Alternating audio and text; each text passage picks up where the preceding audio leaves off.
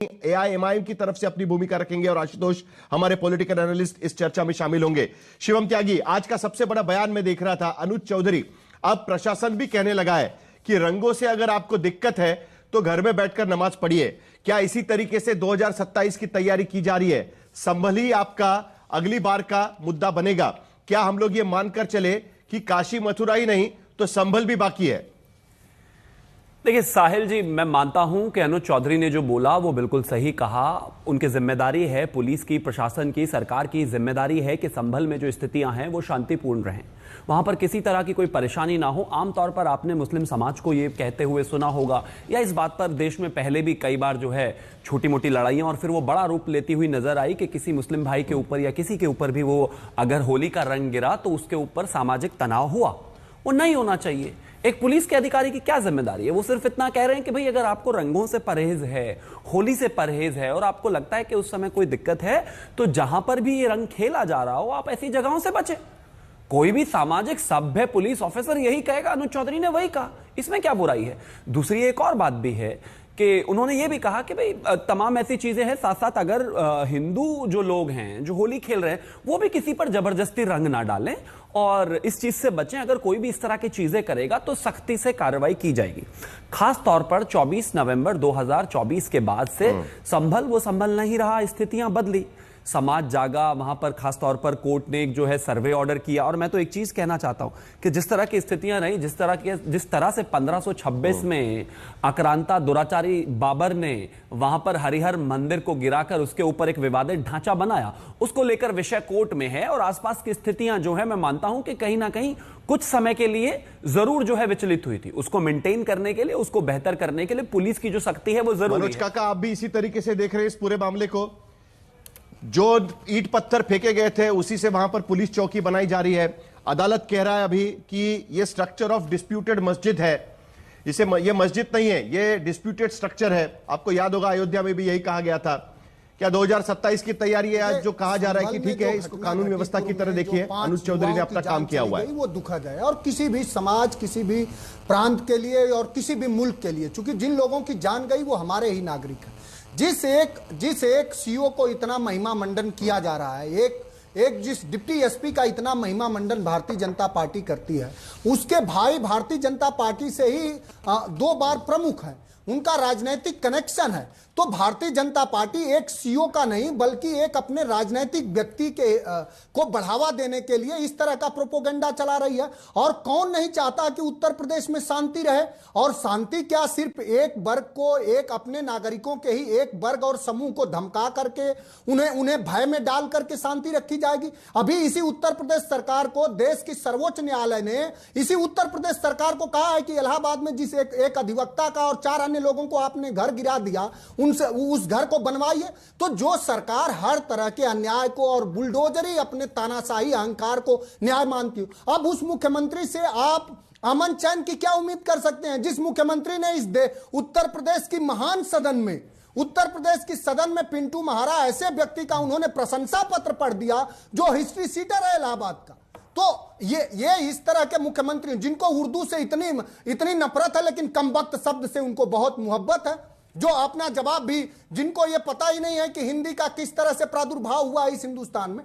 हमारी समाजवादी पार्टी का ये मानना है कि हम चाहे उत्तर प्रदेश या ये मुल्क तभी आगे बढ़ेगा, ये हम सभी आगे तभी बढ़ेंगे जब हिंदू, मुस्लिम, सिख, ईसाई हम सबकी भावनाओं का ध्यान में रखते हुए और उनकी जो धार्मिक मान्यता है उसको लेकिन अभी वो डिस्प्यूटेड स्ट्रक्चर बन चुका है। संविधान के हाईकोर्ट ने क्या कहा सुना कि नहीं आपने मनोज काका? निरपेक्ष मुल्क है और हम सभी को धर्म उपासना और उसकी मान्यताएं हैं उसको पूरी तरह से सरकार का दायित्व है कि सुरक्षा देना। सरकार का दायित्व यह नहीं है कि सांप्रदायिकता फैलाना। दुर्भाग्यपूर्ण है कि जो सरकार में बैठे लोग हैं वो सांप्रदायिकता फैलाते हैं। मैं मुख्यमंत्री जी से जानना चाहूंगा कि उत्तर शिवम त्यागी जवाब दे दीजिएगा। असुरक्षित है। शिवम त्यागी जवाब दे दीजिएगा। बेटी के साथ अन्याय हुआ, उस बेटी की जान चली गई, वो बिहार की बेटी है, लगातार आंदोलन आएंगे, उस पर भी आएंगे, सिर्फ बेटी के लिए उस पर भी आएंगे। मनोज काका जवाब ले लेते हैं शिवम त्यागी से। बनारस में बीएचयू के बेटी के साथ क्या हुआ? साहिल जी उसी बनारस में, उसी इलाहाबाद में एक बिंद समाज के बेटी को 4 मनोज काका दूसरे को भी सुन लेते हैं। आपने कई मुद्दे उठाए हुए हैं आज तक। अभी मुख्यमंत्री जी ये कह रहे थे कल परसों सदन में कि हर डिस्ट्रिक्ट में अब हर डिस्ट्रिक्ट अपराधियों से मुक्त हो गया। मैं जानना चाहूंगा, अरे चंदौली मौका का मिलेगा साहिल मनोज जी, काका, बनारस आपको में मौका कौन मिलेगा है? दोबारा। मनोज काका, माइक मिलने का मतलब अरे ये नहीं आएगा होता आपके कि पास, बोल बोलना रहा जरा होता है। दूसरे को हाँ, सुन नहीं लेते होता हैं। दूसरा। शिवम त्यागी बताइए। प्रशंसा पढ़ेंगे तो उत्तर प्रदेश से अपराध कम नहीं होगा। और जरा मनोज सबसे- काका थोड़ा शांत हो जाइए, अभी जरा सबसे सुन पहले- लेते हैं शिवम त्यागी को। हमारा ये जो भाषण मुल्क थोड़ी है, होगा ना यहाँ पर, इसमें भगवान आपने के मुद्दा रखा है, दूसरे की भी बात रसखान सुननी सबसे चाहिए ना। अच्छे, उनके प्रशंसक अब हो गया, आप सबसे कितनी देर अच्छी बात करेंगे? रसखान की। Thank और you. रसखान का आशीर्वाद- चलिए सबसे पहले शिवम तो- त्यागी भाई, जरा आवाज सबसे कम पहले तो करिए, मैं एक उनका चीज शिवम कहना त्यागी की चाहता हूं। बात अरे सुनते रुक हैं। जाओ भाई, रुक जाओ। शिवम त्यागी मैं बोलिए। भी बोल सकता हूं आपके ऊपर, लेकिन उस बात का कोई लाभ नहीं है। लगातार बोले जा रहे हैं नॉन स्टॉप, बंद विंडो में भी हो गया। नहीं, बोलिए, वोट बोलिए बैंक शिवम साधना त्यागी, था, चलिए, सब अभी गया। आपकी मैं point आवाज पर आता हूं। सुनाई दे रही है, देखिए, बोलिए। सबसे पहले तो एक चीज बात है कि जहां तक सीओ अनुज चौधरी की बात है, कोई महिमा मंडन नहीं हो रहा है। वो जो उन्होंने कहा उस पर बात हो रही है कि वो सही है या गलत है। दूसरी बात, आतंकवादी का महिमा मंडन नहीं कर रहे हैं हम। जिन लोगों ने उत्तर प्रदेश में आकर कोर्ट्स में और अलग अलग क्षेत्रों में जो है बम फोड़ दिए, उनके केसेस वापस नहीं ले रहे हैं। ऐसे बलात्कारियों का महिमा मंडन नहीं कर रहे हैं कि बलात्कारियों से गलती हो जाती है। एक अधिकारी है जो अपनी बात रख रहा है, जो एक जगह पर शांति प्रक्रिया को बहाल रखना चाहता है, वहां पर शांति मेंटेन करना चाहता है, वो उसकी जिम्मेदारी है। उसने कुछ बयान दिया, उस पर बात कर रही है सरकार अपनी। अब आगे आते हैं, इन्होंने कहा कि इस तरह की चीजें हैं और सांप्रदायिकता फैलाई जा रही है, ये किया जा रहा है, वो किया जा रहा है। अभी पिछले दिनों कुंभ को लेकर काफी चर्चा इस देश में रही। कुंभ में जिन लोगों की जान गई, समाजवादी पार्टी ने कितना मुआवजा दिया उन लोगों को? लेकिन 24 नवंबर में जो लोग पत्थर लेकर खड़े हुए थे, जिनकी जान गई, जहां दंगा हुआ, उनको समाजवादी ने 5-5 लाख रुपए दिए। 5-5 लाख रुपए। इनकी जो एमपी हैं रुचि वीरा, उन्होंने कहा कि 1-1 करोड़ रुपया मिलना चाहिए दंगाइयों को।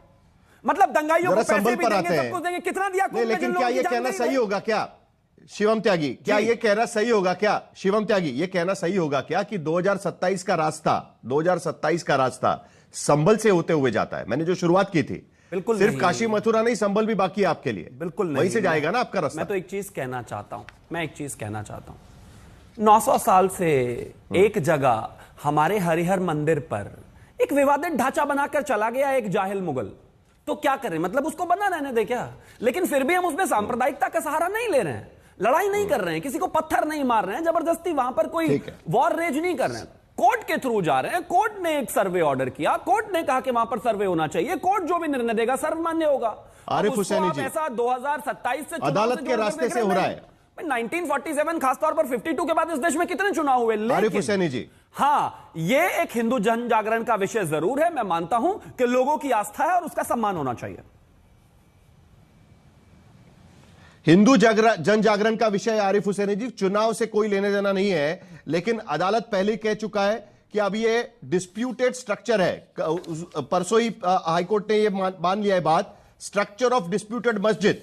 उसके बाद हम देख रहे हैं 100 दिनों में 41 पिलग्रिमेज साइट्स वहां से निकल कर आती है, 19 एंशंट क्या कुएं निकल कर आते हैं, पुराने कुएं निकल कर आते हैं। राजा टोंक का कोर्ट वहां से निकल कर आता है, 150 साल पुराना कुआं निकल कर आता है। बंधन स्कीम से उसको जोड़ दिया जाता है। यह किस चीज की तैयारी नजर आ रही है? जो लोकसभा में 37, 33 हो गया, उसके वजह से हो रहा है, या सचमुच में अब संभल जिस तरीके से अयोध्या बना था 1990, 1992, उसके बाद के सारे चुनाव का मुद्दा 2024 का भी उसी तरीके से संभल बनता हुआ नजर आ रहा है आपको?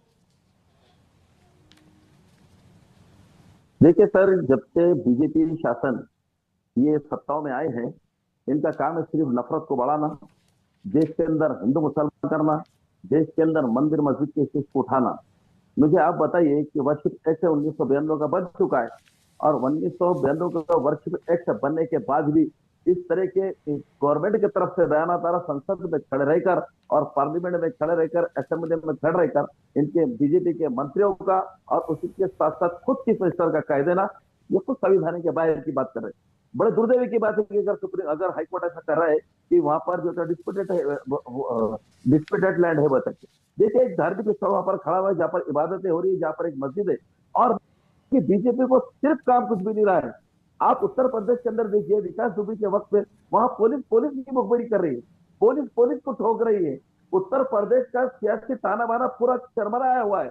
आप देख लीजिए, माइनॉरिटीज को पूरी तरीके से हाशिए पे डाल दिया गया है, और उसकी तरीके से इतना दहशत और सरकार की तरफ से इतना आतंक मचाया जा रहा है कि एक समाज को पूरी तरीके से हाशिए पे डाल रहे हैं। इसलिए मैं कहूंगा कि और संसद ने भी और खासतौर से सुप्रीम कोर्ट ने भी ऐसा एक्ट बनाना चाहिए जो माइनॉरिटीज को प्रोटेक्शन कर सके। अब योगी आदित्यनाथ आज उनको 10 साल होने जा रहे लेकिन हैं। ये प्लेसेस ऑफ वर्शिप एक्ट के आज परव्यू के हुकूमत बाहर चला जा रहा है। है।